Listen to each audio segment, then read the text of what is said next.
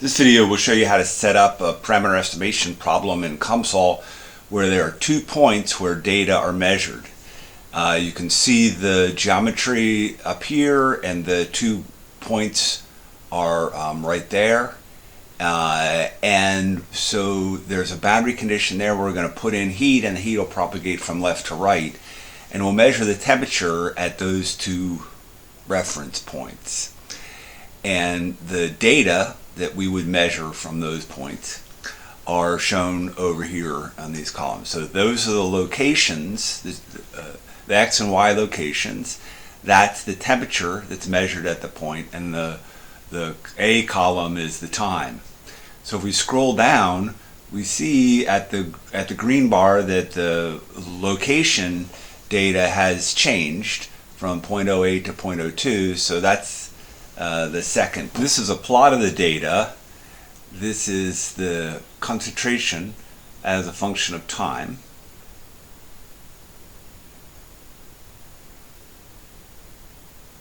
And these data here were measured at that point. These data here were measured at that point. And these are the data that we're going to want to fit with the model, and we'll use that fit to estimate the diffusivity.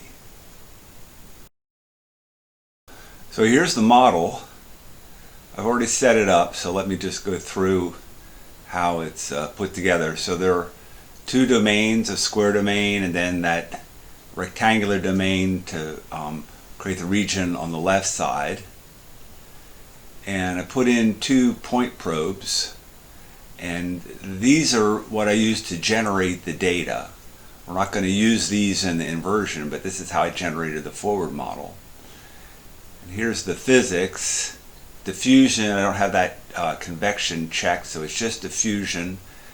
And I have, for the diffusion coefficient, that on the left box it's D11, and on the right box it's D22. So those are the 2 diffusion coefficients, and those are set up as global parameters up there. That's what we're going to want to measure, or going to want to estimate, those 2 parameters. And then just default boundaries, except on the left side is a concentration boundary. Initial conditions are 0. We set the concentration on the left boundary to 1. Now we need to put in optimization physics. This is another physics node, and there's the data file that we just looked at. It's a CSV file, that Excel file that we looked at the beginning of the video. It's referenced there, and this is the coordinate of the point and XY coordinates. Basically what's happening here is that we put in these 4 nodes, and those are specifying what each one of the 4 columns in the data file is. So that last value, the last column is the value column, and that's labeled as C, which is the dependent variable concentration for the diffusion problem. So now we're going to go to the study, and what I've done is to put in a parameter estimation node. It's right there, and when I put that in, I have to populate it. So under data source, I select least squares objective, and the least squares objective is that physics node there. And then I need to put in the parameters. So these need to be global parameters. I select them, and I give initial values and then a scale, which is going to be similar to the initial values, and then a lower and an upper bound.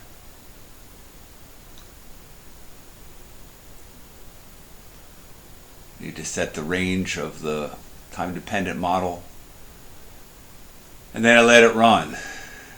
And the analysis tries different values and calculates the residual, the sum of squared residuals between the predicted and observed, and then it goes to find the best solution.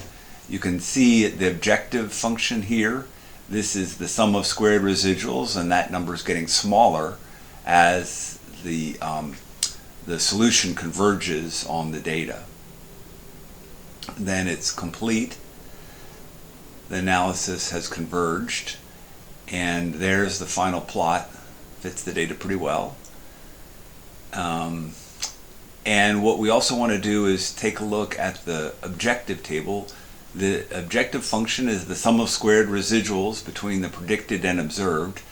And if we go down to the physics node, you can see I check keep objective values, and it's objective table 12.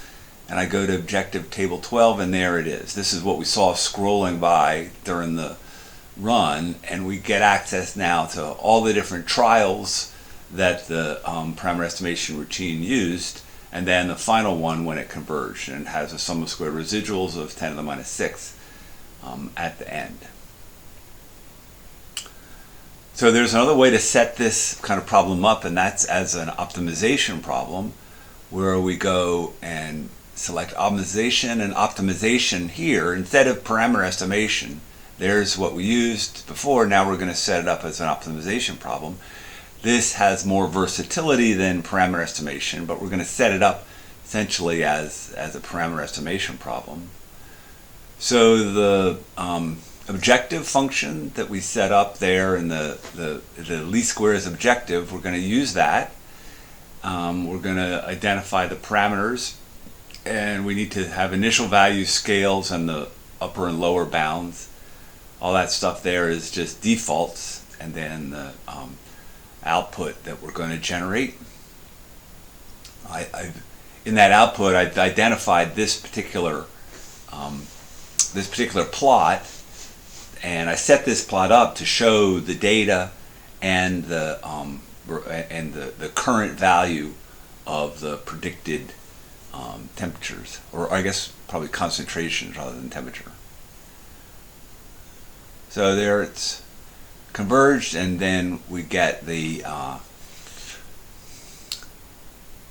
file with the objective function. And then one thing we should keep in mind is we used this, let me see, there it is, the Babiqua method of parameter estimation. There are a variety of others. Some work better than others, some are faster than others, so you should try out different methods. Under optimization, we also have different methods. See that one Nelder-Mead at the top? That works pretty well. That's one of the faster methods.